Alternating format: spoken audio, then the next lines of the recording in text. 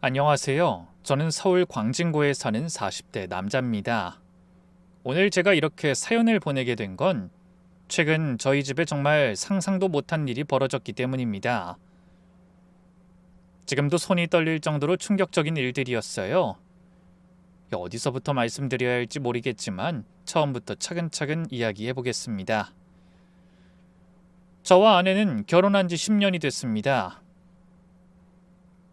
처음 3년은 그냥 둘이 살고 싶어서 아이를 안 가졌어요. 그런데 막상 아이를 가지려고 하니까 잘 안 되더라고요. 병원에 가보니 아내의 난소 기능이 많이 약해져 있다고 했습니다. 자연 임신이 어렵다는 진단을 받고 우리는 시험관 시술을 시작했죠. 첫 번째 시험관은 실패했습니다. 두 번째도 마찬가지였죠. 그리고 간절한 마음으로 시도한 세 번째 시험관에서 드디어 임신에 성공했습니다. 그때 저희 부부는 얼마나 기뻤는지 몰라요. 아내는 태교 음악도 듣고 예쁜 아기 옷도 사놓고 정말 행복해했죠. 그런데 임신 8주 차에 그만 유산이 되고 말았습니다. 아내는 일주일 동안 침대에서 일어나지도 못했어요. 밥도 안 먹고 그냥 울기만 했죠. 그때부터였어요. 저희 엄마가 본격적으로 손주 타령을 시작한 게 말이죠. 아니 요즘은 의학이 얼마나 발달했는데 너희는 애 하나를 못 낳니? 내 친구 아들네는 벌써 둘째까지 낳았다던데 너는 대체 뭐가 문제인 거야? 응? 명절 때 친척들 다 모인 자리에서 엄마가 그런 말을 하실 때마다 저는 엄마 그런 말 좀 하지 마세요 라고 말리긴 했지만 솔직히 그렇게 강하게 말하진 못했어요. 왜냐하면 엄마 입장도 이해가 됐거든요. 주변 친구들은 다 손주 자랑하는데 얼마나 부러우셨겠어요. 그 정도는 자식으로서 참아드려야 한다고 생각했죠. 그런데 작년 추석 때는 제가 봐도 정말 최악이었습니다. 큰아버지네 막내가 임신 소식을 발표했거든요. 그러자 엄마가 대뜸 제 아내를 쳐다보며 이렇게 말씀하셨어요. 지은아, 너도 좀 노력을 해야지. 맨날 일만 하지 말고. 여자가 스트레스 받으면 임신이 안 된다던데? 이참에 회사 그만두고 집에서 쉬면서 몸 관리나 해보지 그래. 그러자 아내는 그 자리에서 벌떡 일어나 화장실로 가버렸어요. 따라가 보니 아내는 울고 있더라고요. 여보, 괜찮아? 괜찮긴 뭐가 괜찮아? 어머님은 내가 애를 안 낳고 싶어서 안 낳는 줄 아나 봐. 시험관 3번에 2천만 원 날리고 유산까지 했는데 어머님은 왜 맨날 나만 탓하는 거야? 아니 엄마가 그런 뜻은 아니었을 거야. 당신은 맨날 그래. 어머님 편만 들어. 나는 당신 아내가 아니라 그냥 애 낳는 기계야? 그날 아내는 집에 가자마자 짐을 싸서 친정으로 가버렸어요. 일주일 만에 겨우 달래서 집으로 데려왔지만 그 이후로 아내는 명절 때마다 온갖 핑계를 대며 시댁에 안 가려고 했습니다. 여보, 이번 설날은 꼭 가야 해. 엄마가 서운해하셔. 싫어. 난 정말 못 가겠어. 또 손주 타령 들을 생각하니까 벌써부터 속이 뒤집어져. 1년에 명절 2번인데 그것도 못 참아? 저는 솔직히 아내가 너무 예민하게 구는 것 같았어요. 시어머니와 며느리 사이가 원래 좀 불편한 거 아닌가요? 굳이 사이 좋을 필요도 없고 그냥 적당히 거리 두고 지내면 되는 거라고 생각했죠. 그런데 올해 들어서 엄마의 손주 압박이 더 심해졌어요. 한 달에 한 번씩은 꼭 전화해서 이런 말씀을 하셨죠. 민수야, 너희 정말 애 안 가질 거니? 엄마 살아있을 때 손주 얼굴 한번 보고 싶은데. 엄마, 저희도 노력하고 있어요. 그러니까 보채지 좀 마세요. 무슨 노력? 지은이가 일 좀 그만하고 몸 관리하면 되는 거 아니니? 요즘 보면 너무 야유어 보이던데 그렇게 말라서야 애가 생기겠니? 그날 저녁 아내가 저한테 울면서 말했어요. 여보, 나 정말 힘들어. 어머님 때문에 미치겠어. 당신이 좀 어떻게 좀 해봐. 어머님한테 제발 손주 얘기 좀 그만하시라고 강하게 말해줘. 알았어, 내가 얘기해 볼게. 하지만 저는 끝내 엄마한테 강하게 말하지 못했어요. 그냥 엄마, 지은이한테 너무 스트레스 주지 마세요 정도만 했죠. 엄마는 내가 뭘 잘못했다고 그래? 손주 보고 싶다는 게 그렇게 큰 죄니? 라고 오히려 서운해하셨고요. 급기야 지난달에는 엄마가 갑자기 저희 집에 찾아오셨어요. 손에는 한약 봉지를 들고 계셨죠. 이거 내가 지은이 먹으라고 지어온 거야. 한의원에서 임신 잘 된다고 해서 비싸게 주고 지었어. 어머님, 전 괜찮아요. 병원에서 약 받아 먹고 있어요. 병원 약 먹어서 뭐가 나아졌니? 이거라도 먹어봐. 들어보니까 우리 옆집 며느리도 이거 먹고 임신했대. 결국 아내는 억지로 한약을 받아들었지만 엄마가 가시고 나서 바로 쓰레기통에 버렸어요. 그리고 저한테 이렇게 말했죠. 나 정말 한계야. 어머님이 나를 어떻게 보는지 알아? 그냥 애 못 낳는 불량품이야. 더 이상은 못 참겠어. 그때 저는 아내를 안아주며 조금만 참아. 엄마도 나이 드시면 나아지실 거야. 라고 달랬습니다. 하지만 그게 얼마나 무책임한 말이었는지 앞으로 벌어질 일들을 겪고 나서야 깨달았죠. 몇 년 후 회사에서 한창 일하고 있는데 갑자기 엄마한테서 전화가 왔습니다. 그런데 119 구급대원 목소리가 들렸어요. 보호자 되십니까? 어머님이 뇌출혈로 쓰러지셨습니다. 지금 응급실로 이송 중입니다. 그 순간 제 머릿속이 하얘졌어요. 평소에 고혈압이 있으시긴 했지만 이렇게 갑자기 쓰러지실 줄은 꿈에도 몰랐거든요. 저는 불이 나게 병원으로 달려갔습니다. 응급실에 도착하니 엄마는 이미 CT 촬영을 하러 들어간 상태였어요. 의사 선생님은 심각한 표정으로 저에게 이렇게 말씀하셨죠. 이 어머님이 뇌혈관에 문제가 생긴 것 같습니다. 출혈량이 상당해서 지금 당장 수술을 해야 하는데 솔직히 말씀드리면 오늘 밤이 고비입니다. 수술을 해도 깨어나지 못할 가능성이 있고 깨어나더라도 후유증이 남을 수 있습니다. 수술 동의서에 서명해 주세요. 저는 손이 떨려서 펜을 제대로 잡을 수가 없었어요. 그러자 아내가 제 손을 잡아주며 말했죠. 여보 힘내. 어머님 분명히 괜찮으실 거야. 그때 아내를 보니까 평소에 엄마한테 그렇게 서운해하던 사람이 맞나 싶을 정도로 걱정스러운 표정이었어요. 엄마는 곧바로 수술실로 들어가셨고 수술 시간은 무려 8시간이라고 했습니다. 대기실에서 기다리는 8시간은 정말 지옥 같았어요. 1분이 1시간처럼 느껴졌죠. 그런데 놀라운 건 아내가 단 한 번도 자리를 뜨지 않았다는 거예요.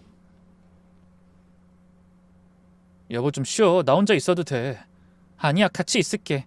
어머님이 수술 잘 받으시고 나오실 때까지. 그렇게 아내는 제 옆을 한시도 떠나지 않았어요.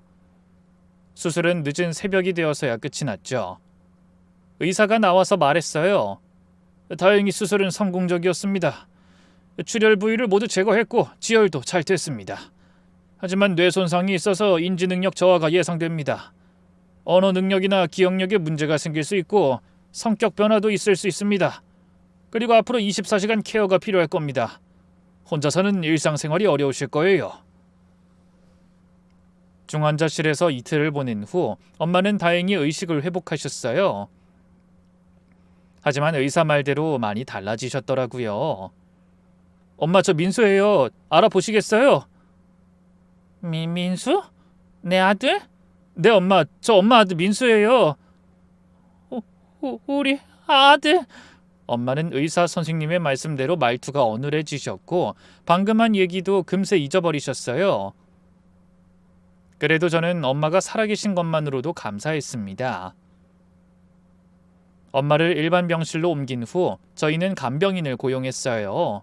하지만 간병인이 24시간 붙어 있을 수는 없으니까 저녁에는 저와 아내가 교대로 병원에 가서 엄마를 돌봤습니다. 그런데 정말 놀라웠던 건 아내의 태도였어요. 평소에 그렇게 엄마를 불편해하던 아내가 정성껏 엄마를 돌보더라고요. 어머님 죽 좀 드세요. 제가 직접 끓여왔어요. 지은아 고마워. 맛있네. 아내는 엄마가 좋아하시는 호박죽을 집에서 끓여와서 한 숟가락씩 떠먹여 드렸어요. 엄마가 대소변을 가리지 못할 때도 얼굴 한 번 찌푸리지 않고 기저귀를 갈아드렸죠. 저는 그런 아내한테 너무 미안했어요. 여보, 고생시켜서 미안해. 뭐가 미안해. 어머님이 아프신데 당연히 해야지. 그동안 내가 너무 서운한 마음만 가지고 있었나 봐. 어머님이 이렇게 아프신 거 보니까 그런 것들 다 부질없더라. 그렇게 한 달 정도 지나자 엄마는 많이 회복하셨어요. 혼자서 화장실도 가실 수 있게 됐고 밥도 혼자 드실 수 있게 됐죠. 하지만 여전히 기억력은 좋지 않았고 가끔 이상한 말씀을 하시기도 했어요. 민수야, 오늘 아버지는 왜 안 왔니? 엄마, 아버지는 10년 전에 돌아가셨잖아요. 뭐? 아버지가 죽었다고? 언제? 그럴 때마다 가슴이 아팠어요. 하지만 그래도 살아계신 것만으로도 감사했죠. 그런데 퇴원을 일주일 앞둔 어느 날 회사에서 갑자기 절 부르더군요. 인사팀장이 저를 따로 불러서 이야기를 했습니다. 정 과장님 축하합니다. 이번에 부장으로 승진하셨어요. 순간 기뻤지만 곧 불안한 예감이 들었어요. 근데 한 가지 조건이 있습니다. 부산지사로 발령이에요. 그쪽 영업총괄을 맡으셔야 합니다. 머리가 하얘졌어요. 하필 이 시점에 지방 발령이라니. 부장님, 지금 제 상황 아시잖아요. 어머니가 뇌출혈로 쓰러지셔서 제가 옆에 있어드려야 한다는 거. 알고 있습니다. 하지만 이건 본사 결정이라 제가 어떻게 할 수가 없어요. 승진을 포기하시든지 아니면 부산으로 가시든지 선택하셔야 합니다. 집에 와서 아내한테 이 얘기를 했더니 아내도 난감해했어요. 하필 지금 부산으로 가야 한다고? 그러니까 어떻게 해야 할지 모르겠어. 승진 포기하면 안 되지. 당신 10년 동안 그 회사에서 뼈 빠지게 일했잖아. 그리고 부장 월급이면 우리 대출도 갚을 수 있고. 맞는 말이었어요. 저희는 전세 대출에 시험관 시술비 대출까지 합쳐서 거의 2억 가까운 빚이 있었거든요. 부장 월급이면 훨씬 여유로운 생활을 할 수 있었죠. 근데 엄마는 어떻게? 지금이야 나랑 당신이 퇴근하고 번갈아 가며 들여다보고 있지만 내가 부산 가고 나면 어떻게 하지? 저는 한참을 고민하다가 조심스럽게 말을 꺼냈어요. 여보, 이렇게 하면 어떨까? 엄마를 우리 집으로 모시는 거야. 뭐? 그게 무슨 말이야? 아내의 표정이 굳어졌어요. 엄마랑 같이 살자. 그럼 내가 부산에 있어도 당신이 엄마를 돌볼 수 있잖아. 잠깐, 그건 좀... 아내가 말끝을 흐렸어요. 표정만 봐도 내키지 않는다는 게 보였죠. 그건 좀 그렇지 않아? 간병인 아주머니도 있는데 꼭 같이 살아야 해? 간병인은 낮에만 오잖아. 밤엔 누가 봐. 엄마 혼자 두면 위험해. 그럼 24시간 간병인 쓰면 되지. 그게 돈이 얼마나 드는데. 한 달에 300만 원은 좋게 들어. 아내가 한숨을 쉬었어요. 여보, 솔직히 말할게. 나 시어머니랑 24시간 같이 사는 건 자신 없어. 왜? 병원에서는 잘 돌봐드렸잖아. 그건 병원이니까. 집은 달라. 매일매일 부대끼면서 살아야 하는데. 저는 솔직히 서운했어요. 우리 엄마인데 부부 사이에 이 정도는 해줄 수 있는 건 아닌가 싶었죠. 그래서 다른 방법으로 설득해보기로 했습니다. 여보, 생각해봐. 엄마 빌라 팔면 4억은 나와. 그 돈으로 우리 전세 대출 갚고 우리 더 넓은 아파트로 이사 가는 거야. 그럼 방도 하나 더 생기고 평수도 넓어지고 얼마나 좋아? 하지만 아내는 고개를 저었어요. 필요 없어. 난 지금 집도 충분해. 충분하긴 뭐가 충분해. 25평 아파트에 방 2개뿐인데. 그래도 싫어. 난 돈 때문에 시어머니 모시는 거 싫어. 저는 점점 답답해졌어요. 돈 때문이 아니라 가족이니까 모시는 거지. 가족? 어머님이 나를 가족으로 대하신 적 있어? 맨날 애 못 낳는다고 구박만 했잖아. 그건 엄마가 좀 그러셨지. 하지만 지금은 아프시잖아. 아프면 다 용서되는 거야? 내가 받은 상처는?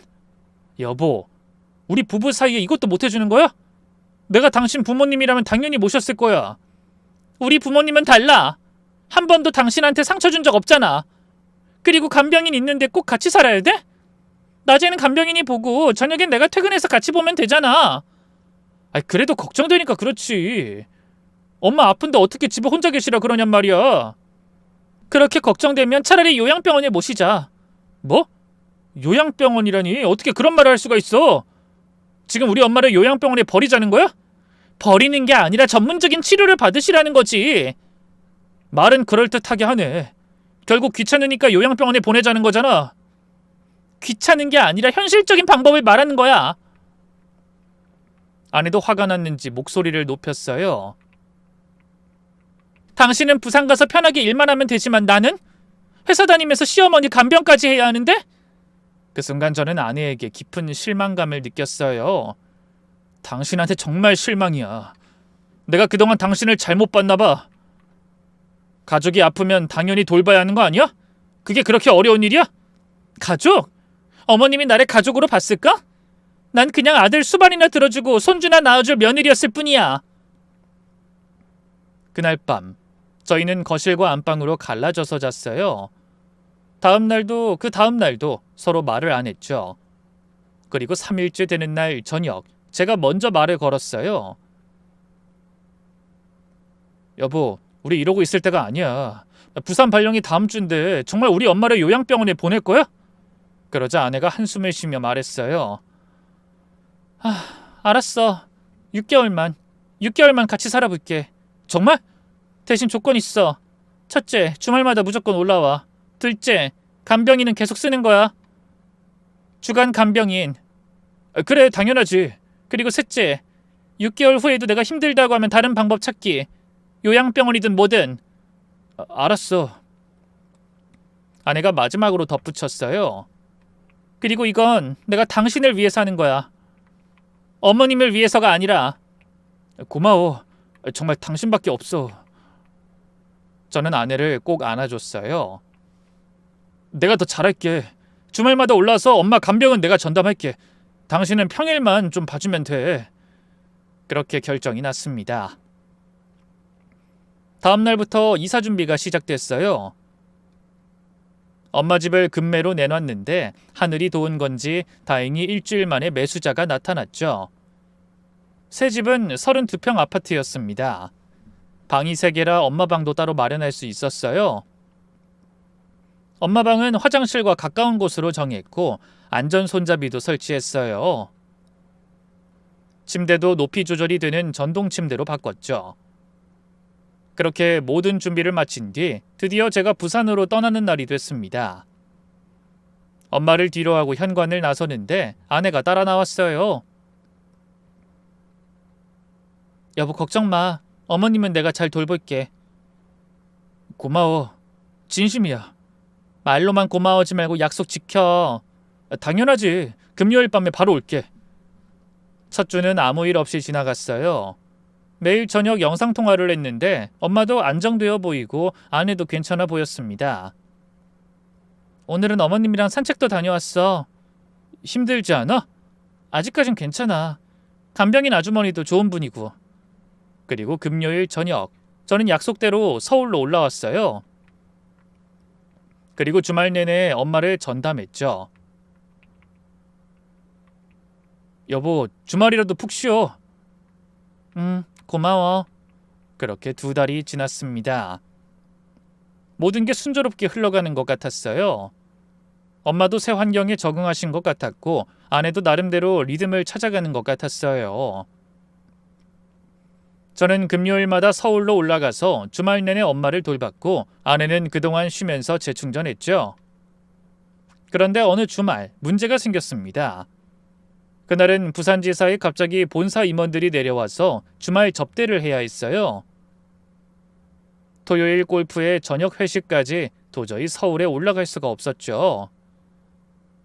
여보, 이번 주말은 못 갈 것 같아. 미안해. 또? 지난달에도 한 번 못 왔잖아. 본사 전무님이 오셔서 어쩔 수가 없어. 알았어. 아내는 실망한 기색이 역력했지만 어쩔 수 없다는 걸 아는지 더 이상 뭐라 하지 않았어요. 토요일 오후 겨우 접대를 끝내고 부산 숙소에서 쉬고 있는데 갑자기 아내한테 전화가 왔습니다. 여보, 큰일 났어. 왜 그래? 무슨 일이야? 어머니가 화장실에 갔다가 나오는 길에 넘어지셨어. 골반뼈에 금이 갔대. 뭐? 순간 머리가 하얘졌어요. 지금 병원인데 간단하지만 수술을 해야 한대. 아니, 엄마가 그렇게 될 때까지 대체 당신은 뭐 하고 있었어? 엄마 제대로 안 봤구나. 저는 저도 모르게 순간 너무 화가 나서 빽 소리를 질렀어요. 지금 생각해보면 아내에게 그래선 안 됐는데 당신은 눈에 뵈는 게 없었던 것 같아요. 뭐? 당신 지금 내 탓하는 거야? 아내의 목소리가 떨렸어요. 세탁기 돌리러 간 잠깐 사이에 일어난 일인데 나보고 어떻게 하라는 거야? 내가 어머님 옆에 24시간 붙어있을 순 없잖아. 그래도 좀 더 조심했어야지. 내가 이럴까봐 처음부터 어머님 모시는 거 반대했던 거야. 당신은 편하게 부산에서 일만 하면 되지만 난 지금 몸이 10개라도 모자랄 지경이라고. 아내는 끝내 울먹이기 시작했어요. 됐어. 지금 간다. 저는 아내를 달래주긴커녕 일방적으로 전화를 끊어버렸죠. 그때 제 머릿속에는 엄마 걱정으로만 가득 차 있었거든요. 그리고 저는 서둘러 서울행 KTX표를 끊었습니다. 잠시 후 병원에 도착했을 때 엄마는 이미 골반뼈를 맞추는 수술을 받고 병실에 누워 계셨어요. 다행히 수술은 잘 됐다고 하더군요. 어머니 많이 아프세요? 민수야, 언제 왔니? 방금요. 걱정 마세요. 이제 괜찮을 거예요. 아내는 복도 의자에 앉아 있었어요. 울었는지 눈이 퉁퉁 부어 있었죠. 여보, 아까는 내가 순간 화가 나서 그랬어. 미안해. 알았어. 아내는 말로는 알겠다고 했지만 표정은 여전히 굳어 있었어요. 약간 삐진 것 같았죠. 그런데도 저는 크게 대수롭게 생각하지 않았습니다. 우선 눈앞에 아픈 엄마 때문에 정신이 없었기도 했고요. 그날 이후 저는 며칠 연차를 내고 엄마가 회복하시는 걸 지켜봤습니다. 의사 선생님은 이번 골절로 인지 기능이 더 악화될 수 있다고 경고했어요. 특히 환각이나 망상 증상이 나타날 수 있으니 주의하세요. 환각이요? 네, 없는 것을 보거나 듣는 증상이요. 치매 초기에 흔히 나타납니다. 그 말을 듣고도 저는 설마 했어요. 우리 엄마가 치매라니 그럴 리 없다고 생각했죠. 그리고 일주일 후 엄마가 퇴원하셨고 저는 다시 부산으로 내려갔습니다. 그런데 며칠 지나지 않아 엄마한테서 전화가 왔어요. 새벽 1시였습니다. 민수야, 큰일 났어. 엄마, 이 새벽에 갑자기 무슨 일이세요? 며느리가 다른 남자를 집에 데려왔어. 네? 저는 깜짝 놀랐어요. 너 없는 사이에 집에까지 남자를 끌어들이더라니까? 내가 방금 전에 똑똑히 봤어. 엄마, 지금 새벽인데요? 꿈꾸신 거 아니에요? 꿈이 아니야. 내가 똑똑히 봤다니까. 키 큰 남자가 며느리 방에 들어갔어. 저는 심장이 쿵쿵 뛰기 시작했어요. 설마 아내가? 저는 당장 아내에게 전화를 걸었습니다. 여보, 지금 어디야? 응? 나 집이지. 왜? 아니, 엄마가 이상한 말씀하시는데 혹시 누가 집에 왔어? 집에? 아무도 안 왔는데? 정말? 당신 지금 뭐 하는 거야? 설마 지금 나 의심해? 아내의 목소리가 차가워졌어요. 아니야, 그게 아니라 엄마가 너무 확신에 차서 말씀하시길래. 미안해. 알았어. 나 자야 해. 끊어. 그렇게 이 일은 마무리되나 싶었지만 그 주 주말 오후에 엄마가 또 전화를 하셨어요. 민수야, 또. 며느리가 또 남자를 집에 데려왔어. 이번엔 확실해. 둘이 어찌나 다정하게 얘기를 나누던지. 네가 그 꼴을 봤어야 하는 건데. 엄마가 한 번도 아니고 두 번이나 같은 말씀을 하시다니 저는 이번엔 정말 뭔가 있다는 생각이 들었어요. 그래서 저는 바로 아내에게 전화를 걸었습니다. 당신 오늘 집에서 누구 만났어? 아니, 왜 자꾸 그런 걸 물어? 저는 머리끝까지 화가 났어요. 당신 대체 뭐하는 여자야? 엄마가 다 봤다는데 발뺌하는 거야? 지금 대체 무슨 소리야? 어머님이 뭘 봤다는 건데? 남자를 집에 끌어들여서 시시덕댔다며? 어이가 없어서. 오늘 집에 왔던 남자라곤 낮에 어떤 택배기사가 전부야. 그것도 현관에서 받았고. 아내는 한숨을 쉬며 말했어요.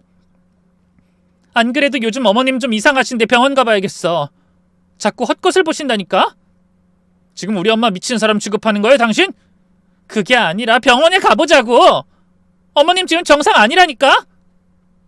저는 처신도 똑바로 못하면서 엄마에 대해 함부로 말하는 아내에게 너무 화가 나서 소리를 질렀습니다. 내가 보기엔 당신이 더 미친 사람이야. 내가 지켜보고 있으니까 당신 처신 똑바로 해.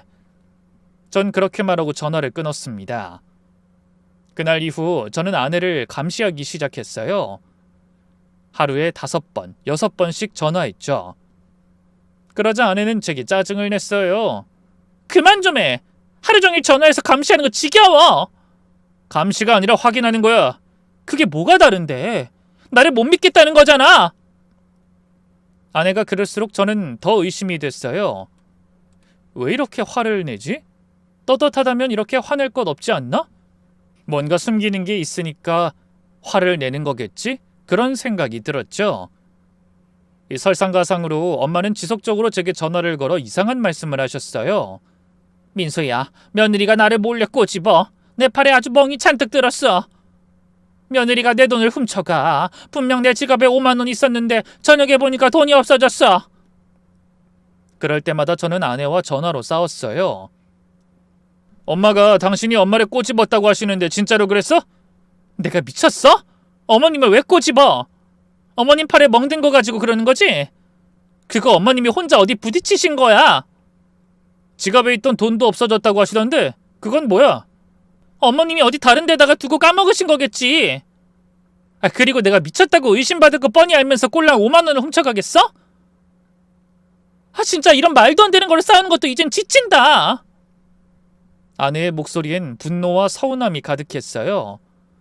나 더는 못 참겠어. 어머님 당장 병원 모시고 가서 검사받게 하든지 아니면 요양병원 알아보든지 둘 중에 하나 선택해. 왜 자꾸 요양병원 타령이야? 그럼 이대로 계속 살자고? 나 피 말려 죽이려고? 아내는 울먹이며 이렇게 말했어요. 매일매일 의심받고 감시당하고 내가 뭘 그렇게 잘못했어?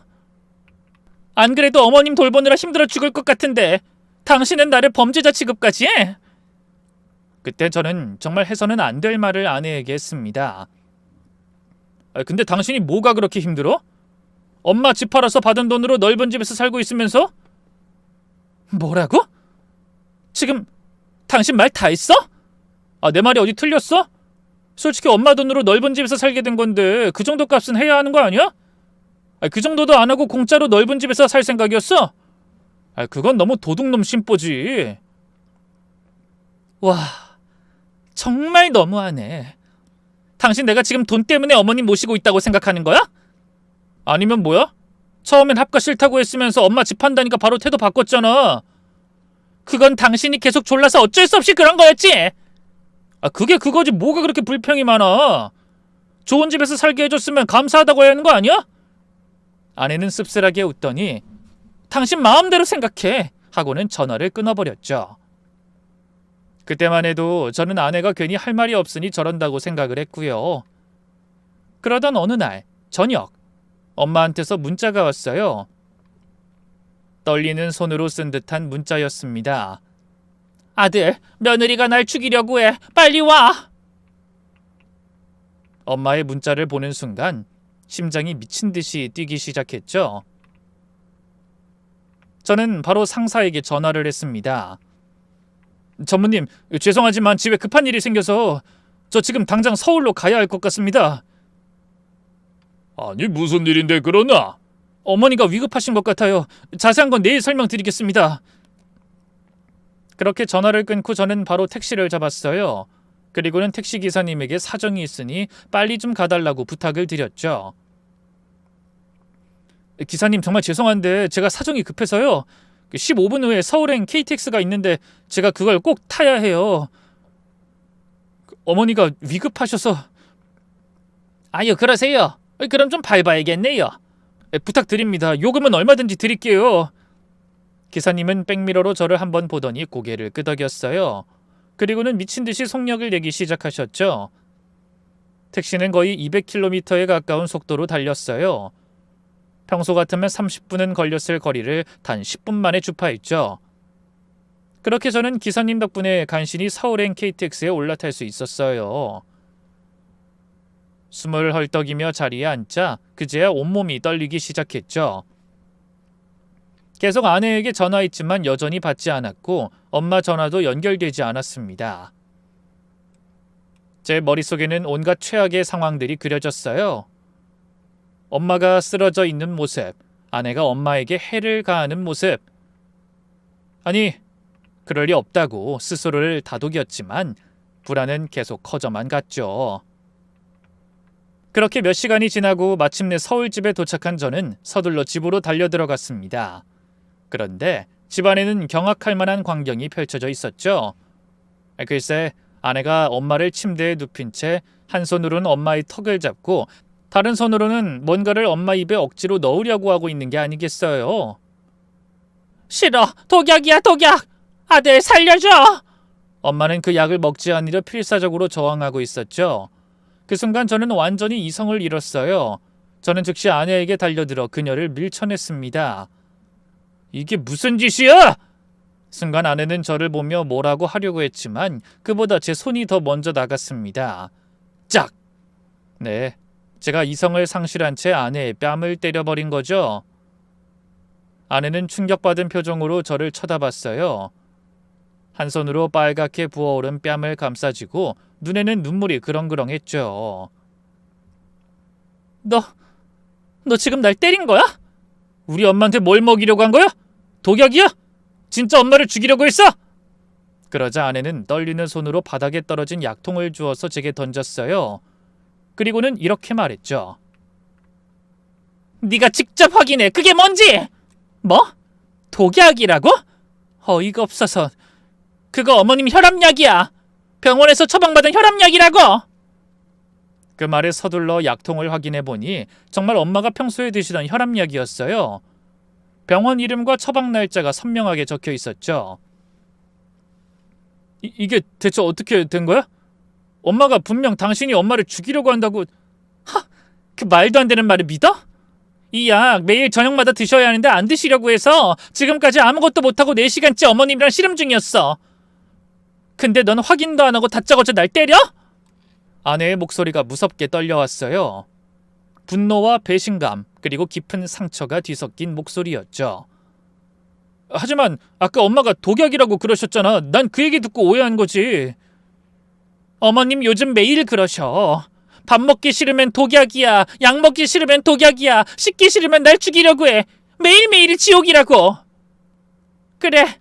그때 엄마가 갑자기 깔깔 웃으며 말했어요. 그래, 우리 아들 잘했어. 또 때려줘. 이 나쁜 년. 내 아들 꼬시더니 이제 나까지 죽이려고 해? 그 말을 듣는 순간 뭔가 이상하다는 생각이 들었어요. 엄마의 눈빛이 평소와 달랐죠. 초점도 없고 뭔가 다른 세상을 보는 것 같은 눈빛이었어요. 저는 엄마를 붙잡고 말했습니다. 엄마 왜 이러세요? 엄마 정신 좀 차려보세요. 그러자 엄마는 제 손을 뿌리치며 계속 헛소리를 계속했어요. 저 여자가 날 죽이려고 해. 매일 밤 칼 들고 와. 순간 저는 이게 다 혈압약 때문은 아닌가 싶어서 바닥에 떨어진 약병을 주워서 살펴보며 이렇게 말했죠.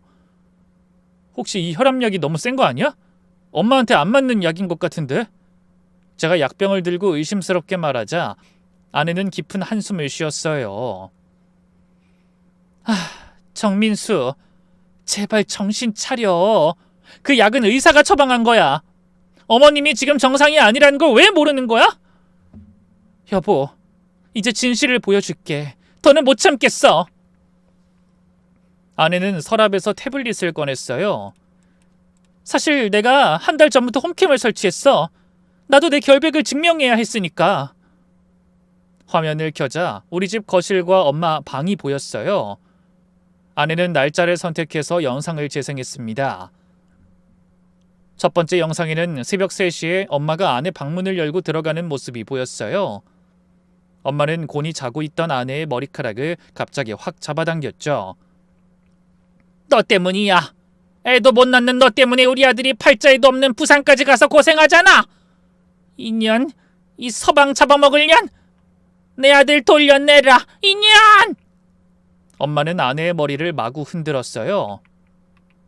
아내는 필사적으로 엄마 손을 뿌리치려 했지만 엄마는 노인네가 무슨 힘이 그렇게 센지 절대로 아내를 놓아주지 않았죠. 이날 머리카락이 한 움큼 빠졌어. 봐. 아내가 휴대폰으로 찍은 사진을 보여줬어요. 손바닥 가득 빠진 머리카락 사진이었죠. 이걸 왜 나한테 말 안 했어? 내가 말을 안 했다고? 기억 안 나? 내가 어머님이 좀 이상하신 것 같다고 말했던 거. 근데 당신 뭐라고 했어? 우리 엄마 나쁜 사람 아니야 라고 했지? 저는 할 말이 없었어요. 근데 이게 끝이 아니야. 더 보여줄게. 아내가 다음 영상을 재생했어요. 두 번째 영상에는 아내가 정성껏 끓인 미역국을 들고 엄마 방에 들어가고 있었죠. 어머님, 미역국 끓였어요. 드세요. 이게 뭐야? 개밥이야? 그러면서 엄마는 밥상을 엎어버리더군요. 그 바람에 뜨거운 국물이 아내 발에 쏟아졌죠. 이 맛대가리도 없는 걸 지금 나보고 먹으라고? 너 날 굶어 죽이려고 작정했구나. 아내는 잠시 영상을 멈추더니 양말을 벗어서 발을 보여줬습니다. 아내의 발등엔 화상 자국이 선명했어요. 2도 화상이었어. 근데 이것도 끝이 아니야. 아내는 덤덤하게 다음 영상을 재생했어요. 세 번째 영상에서는 엄마가 아내의 팔을 꼬집고 있었어요. 아야, 아파요 어머님. 왜 이러세요? 왜 이러세요? 너 내가 다 봤어. 남편 없다고 다른 남자 만나지? 이 괘씸한 년, 이 여우 같은 년. 내가 우리 아들한테 다 일러줄 거야. 소방 말줄 준비나 해 너는. 알았어? 저는 충격으로 말을 잇지 못했어요. 그동안 제가 아내를 의심하고 외면했던 사이 이런 일이 벌어지고 있었을 줄은 정말 상상도 하지 못했죠. 그때 아내가 조용히 말했어요. 더 보여줄까? 아내가 소매를 걷어올렸어요. 아내의 팔 곳곳에는 시퍼런 멍자국과 새빨간 핥힌 자국들이 가득했죠. 매일 밤 어머님이 내 방에 와서 날 때려. 너 때문에 내 아들 고생한다면서. 아내의 눈에서 눈물이 주르륵 흘러내렸어요. 나 정말 죽고 싶었어. 매일이 지옥이야. 근데 당신은 날 의심하고 감시하고 오늘은 내 뺨을 때리기까지 했지. 당신이 사람이야? 저는 다리에 힘이 풀려 그 자리에 주저앉았어요. 이게 다 진짜야? 믿을 수가 없어. 못 믿겠으면 이것 확인해봐. 아내가 제게 서류를 꺼내 보여줬어요. 서울대학병원 신경과 진단서였죠. 알츠하이머 치매 초기, 뇌출혈 후유증으로 인한 전두엽 손상, 공격성 증가, 환각 및 망상 증상. 거기에는 의사소견도 적혀 있었어요. 환자분이 공격적 행동을 보이고 있어 약물 치료가 필요합니다. 가족분들의 안전을 위해 요양시설 입소도 고려해 보시길 바랍니다. 저는 한숨을 쉬며 아내에게 이렇게 말했습니다. 상황이 이렇게 심각했으면 진작 나한테 터놓고 이야기했어야지. 그러자 아내는 황당하다는 얼굴로 이렇게 말하더군요. 내가 이야기를 안 했다고? 내가 수없이 말했잖아. 어머님 모시고 병원 가자고, 검사 받자고. 근데 당신 뭐라고 했어? 우리 엄마 미친 사람 취급하지 말라고 했잖아. 그땐 말싸움 중이었으니까 당신이 그냥 지어낸 말인 줄 알았지. 당신이 생각 있는 여자면 나중에 천천히 나한테 이성적으로 설명했어야지. 지금 또 내 탓하는 거야? 아내의 눈이 믿을 수 없다는 듯이 커졌어요. 어떻게 지금 이 상황에서도 내 탓을 해? 탓하는 게 아니라 사실을 말하는 거지. 당신이 좀 더 구체적으로 설명했으면 내가 이해했을 거 아니야. 구체적으로? 내가 얼마나 더 구체적으로 말해야 해? 아내가 어이없다는 듯이 웃었어요. 당신 내가 전화할 때마다 뭐라고 했는지 기억 안 나? 일하느라 바쁘니까 짧게 말해. 우리 엄마 욕하지 마. 이런 말만 했잖아. 그건 당신이 감정적으로 말하니까 그런 거지. 저는 여전히 제 입장을 굽히지 않았어요. 그러자 아내는 순간 저를 경멸 섞인 눈으로 바라보더니 차가운 목소리로 이렇게 말했습니다. 당신은 끝까지 자기 잘못을 인정 안 하는 사람이구나. 됐어. 더 이상 말하기도 싫어. 당신이랑 10년을 산 내가 바보지. 정말 정이 뚝 떨어진다. 더는 못 살겠어. 이혼하자. 뭐? 이혼? 저는 벌떡 일어났어요. 잠깐, 성급하게 그럴 일 아니잖아. 성급하다고? 내가 그동안 얼마나 참았는지 알아? 매일 밤 어머님한테 맞고 당신한테는 의심받고 진짜 죽지 못해 살았어. 아내는 간단히 가방을 챙기더니 신발을 신기 시작했어요. 어디가? 친정. 더는 이 집에 있기 싫어. 여보, 제발 한 번만 다시 생각해줘. 저는 아내를 붙잡으려 했지만 아내는 제 손을 차갑게 뿌리쳤어요. 손대지 마! 너 아까 나 때렸잖아. 그래놓고 무슨 자격으로 날 잡아? 그 말에 저는 손을 거둘 수밖에 없었어요. 그때 엄마가 다가오시더니 아내에게 삿대질을 하시기 시작했습니다. 뭐야, 너 지금 집 나가려는 거냐? 그래, 나가라, 나가! 당장 나가! 너한테 내 아들은 처음부터 과분했지? 그러자 아내가 엄마를 돌아보며 말했어요. 네, 어머님. 저 나갈게요. 어머님이 원하시는 대로요. 이제 아들이랑 단둘이 행복하게 사세요. 그래, 너 없이도 우리 잘 살아. 애도 못 낳는 주제. 그 순간 아내의 표정이 굳어졌어요. 아내는 이제는 정말 우리 집에 정이 떨어졌다는 표정으로 현관문을 열고 나갔죠. 저는 서둘러 아내를 따라 나가며 계속 사과했지만 아내는 뒤도 돌아보지 않았습니다. 제발 한 번만 기회를 줘. 내가 다 고칠게. 기회? 내가 그동안 얼마나 많은 기회를 줬는데? 이제 와서 또 기회를 달라고? 당신이 생각해도 너무 뻔뻔하다고 생각하지 않아? 엄마를 요양병원에 모실게. 당신 말대로 다 할 테니까 가지마. 응? 이제 와서? 늦었어. 현관문이 쾅 닫혔어요. 저는 문 앞에 서서 망연자실했죠. 거실로 돌아오니 엄마가 혼자 중얼거리고 계셨어요. 좋아, 그 나쁜 년 갔어. 이제 우리 둘이야. 민수야, 배고파. 밥 줘. 저는 엄마를 바라보며 깊은 한숨을 쉬었어요.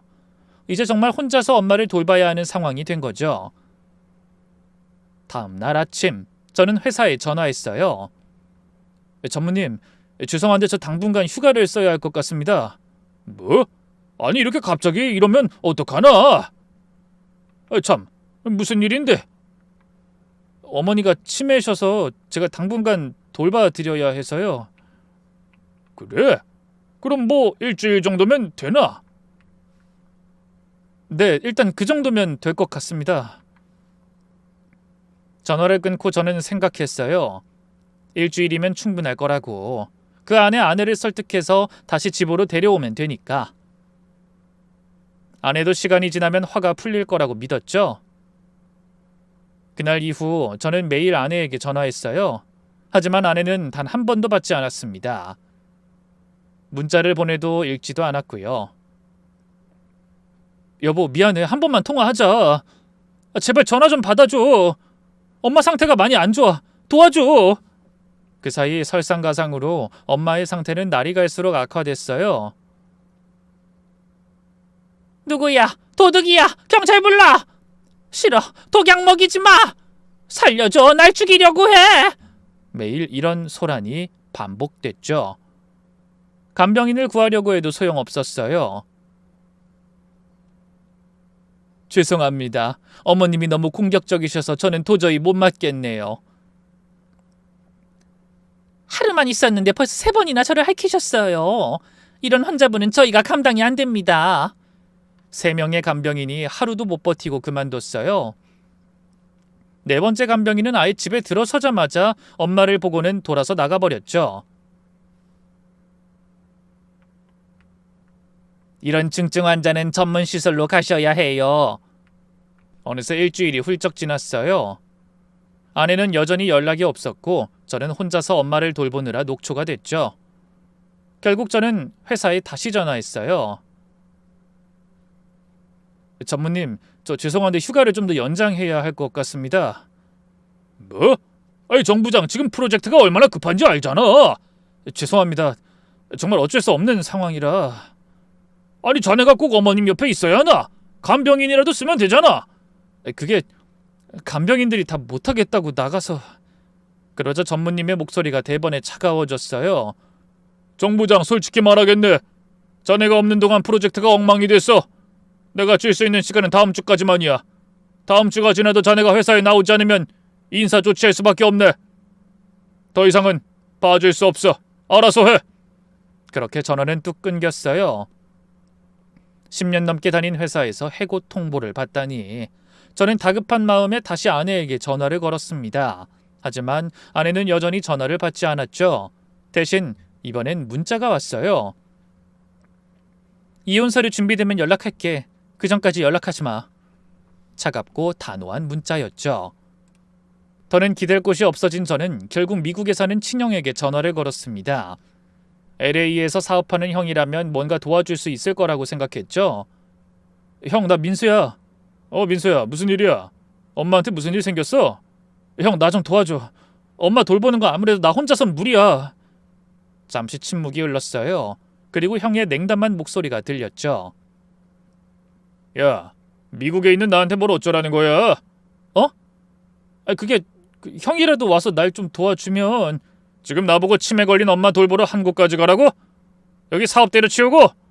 너 정신 나갔어? 형의 말투에는 점점 짜증이 섞여갔어요. 형, 그래도 엄마잖아. 우리 엄마. 그래, 엄마지. 근데 나도 내 가족이 있어. 내 와이프, 내 애들. 아무리 엄마가 아프시다지만 내가 내 가족 버리고 한국에 갈 순 없잖냐? 형은 차가운 목소리로 말을 이었어요. 돈 필요하면 보내줄게. 그거 말고 나한테 기대하지 마. 그렇게 전화가 끊겼어요. 형마저 등을 돌렸습니다. 가족조차 나를 외면하는 상황 속에서 전 그제야 제가 얼마나 큰 잘못을 저질렀는지 깨닫기 시작했어요. 왜 진작 아내 말을 안 들었을까? 왜 엄마만 편들었을까? 왜 그 고통을 몰라줬을까? 자책이 밀려왔어요. 하지만 이미 너무 늦어버린 뒤였죠. 그러는 사이 엄마의 상태는 더욱 악화됐어요. 이제 엄마는 저조차 알아보지 못했습니다. 아저씨 누구세요? 엄마, 저 민수예요. 아들이에요. 거짓말! 내 아들은 잘생겼는데 아저씨 못생겼어. 엄마는 저를 밀쳐냈어요. 나가, 도둑이야, 강도야! 어느 날은 엄마가 부엌칼을 들고 저를 위협하기도 했어요. 한 발짝만 더 오면 찌른다! 엄마, 제발 칼 내려놔요. 그날 결국 저는 경찰까지 불러야 했죠. 이웃들의 항의도 빗발쳤어요. 아유, 이사 가세요. 정말 시끄러워서 못 살겠어요.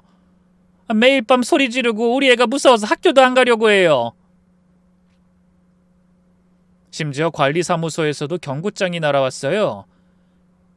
지속적인 소음과 민원 발생으로 강제 퇴고 조치할 수 있음을 알려드립니다. 사면초가였죠. 회사도 아내도 가족도 이웃도 모두가 절 외면했죠. 한 달째 되던 날 저는 거울을 봤어요. 수염이 덥수룩하고 눈은 퀭하고 살은 쭉 빠져 있었죠. 엄마를 돌보느라 제대로 씻지도 먹지도 못했거든요. 이게 나야? 거울 속 초라한 모습이 낯설었어요. 불과 2달 전만 해도 부산지사 부장으로 승진해서 의기양양했던 사람이 맞나 싶었어요. 그때 엄마가 또 소리를 질렀어요. 불이야, 불! 집에 불 났어! 불은 없었어요. 그저 엄마의 환각이었죠. 저는 지친 몸을 이끌고 엄마를 진정시키러 갔습니다. 엄마, 불 없어요. 괜찮아요. 거짓말! 저기 봐! 불이 활활 타고 있잖아! 엄마는 허공을 가리키며 공포에 질려 있었어요. 그런 엄마를 보며 저는 생각했죠. 이게 다 내 잘못이다. 처음부터 아내 말을 들었어야 했는데. 그런 가운데 상황은 점점 악화되기만 했습니다. 아침 9시 회사에서 전화가 왔습니다. 정 부장, 출근 안 하나? 전무님, 죄송합니다. 정말 어쩔 수가 없어서. 정 부장, 지금 당장 출근하지 않으면 즉시 해고 처리하겠네. 그렇게 전화가 끊겼어요. 저는 급하게 간병인 업체에 전화했지만 당일 간병인은 구할 수 없다고 하더군요. 결국 엄마를 집에 혼자 두고 회사로 향했습니다. 가는 내내 불안했어요. 엄마가 또 사고를 치면 어떡하나. 회사에 도착하니 전무님 표정이 싸늘했죠. 정 부장, 유감이지만 인사위원회 결정이 났네. 오늘부로 해고야. 인사팀에 가서 서류 받아. 오늘 중으로 사무실 정리하고 나가. 그렇게 쫓겨나다시피 회사를 떠난 뒤 집에 돌아오니 엄마가 거실을 엉망으로 만들어 놨더군요. 서랍이란 서랍은 다 뒤집어져 있었고 옷장도 난장판이었죠. 이제 실업자가 된 저는 그 광경을 보며 무력하게 주저앉았습니다. 이제 제게는 더 이상 선택의 여지가 없었어요. 해고당하고 수입이 끊긴 상황에서 엄마만 붙잡고 있는 건 불가능한 일이었죠. 결국 저는 제가 그렇게 반대했던 요양병원을 알아보기 시작했습니다. 집 근처 요양병원을 검색해보니 생각보다 많았어요. 저는 우선 그 중에서 평이 좋은 곳으로 찾아갔습니다. 그런데 막상 요양병원에 가보니까 너무 좋아서 깜짝 놀랐어요. 제가 상상했던 음울하고 답답한 곳이 전혀 아니더군요. 깨끗한 시설에 정원도 있고 햇빛이 잘 들어오는 넓은 로비가 있었죠. 어르신들이 모여서 화투를 치거나 TV를 보는 모습도 평화로워 보였어요. 엄마를 이곳에 맡겨도 되겠다는 확신이 든 저는 일주일 후 엄마의 입원 수속을 밟았습니다. 엄마, 여기서 잠시 지내셔야 해요. 제가 자주 올게요. 여기가 어디야? 병원이에요. 엄마 치료받는 곳. 엄마는 처음엔 낯설어 하셨지만 간호사분들이 친절하게 대해주시니 금세 안정을 찾으셨어요. 어머님, 제가 도와드릴게요. 여기가 어머님 방이에요. 룸메이트 할머니도 좋은 분이세요. 전문 간병인이 엄마를 맡아주시는 걸 보니 안심이 됐어요. 약도 제때 챙겨드리고 식사도 도와드리고 매일 산책도 시켜드린다고 했죠. 보호자님, 어머님은 저희가 잘 모실 테니 너무 걱정 마세요. 적응 기간만 지나면 안정되실 거예요. 막상 요양병원에 엄마를 모시고 나니 왜 진작 이렇게 하지 않았나 싶었어요. 아내가 제안했을 때 귀 기울였다면 아내도 그렇게 고생하지 않았을 텐데. 엄마도 전문적인 치료를 더 일찍 받으셨을 텐데 하는 후회가 밀려왔죠. 저는 마지막으로 아내를 만나야겠다고 생각했어요. 하지만 계속 전화를 해도 받지 않아서 결국 처가로 찾아갔습니다. 조인종을 누르자 장모님이 나오셨어요. 누구... 어머, 청서방? 어머님 안녕하세요.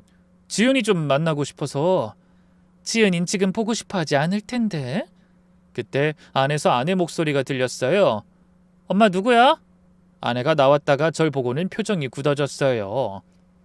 아내는 많이 야위어 보였죠. 얼굴도 창백하고 눈 밑에는 다크서클이 짙게 깔려 있었어요. 왜 왔어? 여보, 잠깐만 얘기 좀 하자. 할 얘기 없어, 가. 제발 5분만, 아니 1분만. 나 엄마 요양병원에 모셨어. 그래서? 당신 말이 맞았어. 처음부터 그렇게 했어야 했는데 미안해. 이제 와서 미안하다고 하면 뭐가 달라져? 아내의 목소리는 차가웠어요. 결국 저는 아내 앞에 무릎을 꿇었죠. 제발 나한테 한 번만 더 기회를 줘. 이번엔 정말 잘할 수 있어. 내가 얼마나 잘못했는지 이제 알았어. 일어나. 동네 사람들 보고 있어. 여보 제발. 나 정말 많이 반성하고 있어. 그러자 아내가 한숨을 쉬며 말했어요. 당신은 항상 그래. 상황이 최악이 되고 나서야 깨닫지. 그리고 그땐 이미 늦었고. 이번은 달라. 정말 달라질 수 있어. 저는 필사적으로 매달렸어요. 내가 뭘 하면 돼? 뭘 하면 용서해 줄 거야? 아내가 쓴웃음을 지었어요. 당신 기억나? 내가 어머님 돌보느라 힘들다고 했을 때 뭐라고 했는지? 엄마 집 팔아서 큰 집 살고 있으니 그 정도 값은 해야지라고 했잖아. 그건 그때 화가 나서 그랬지. 나 진짜 당신을 사랑해. 사랑? 사랑하는 사람을 때려? 사랑하는 사람을 범죄자 취급해? 하루에 5번씩 감시 전화하는 게 사랑이야? 아내의 말 한마디 한마디가 가슴을 찔렀어요. 미안해. 내가 다 잘못했어. 그 말도 이제 지겨워. 앞으로는 변호사 통해서 연락해. 이혼 서류 준비됐으면 보낼게. 결국 문이 닫혔어요. 저는 문 앞에서 한참을 서 있었습니다. 여보, 제발 문 좀 열어줘, 한 번만! 하지만 아무 대답이 없었어요. 이웃집 문이 열리고 누군가 절 쳐다봤죠. 부끄러웠지만 포기할 수 없었어요. 결국 경비원이 올라왔습니다. 아이 선생님, 민원이 들어왔어요. 내려가 주세요. 안 내려가시면 경찰 부를 수밖에 없어요. 결국 저는 쓸쓸히 아파트를 나왔어요. 지금 저는 텅 빈 집에 혼자 앉아 이 사연을 쓰고 있습니다. 앞으로 저는 어떻게 하면 좋을까요? 이대로 아내와 이혼할 수밖에 없는 걸까요? 누구라도 좋으니 조언 부탁드립니다. 간절한 마음으로 기다리겠습니다. 긴 이야기 들어주셔서 감사합니다.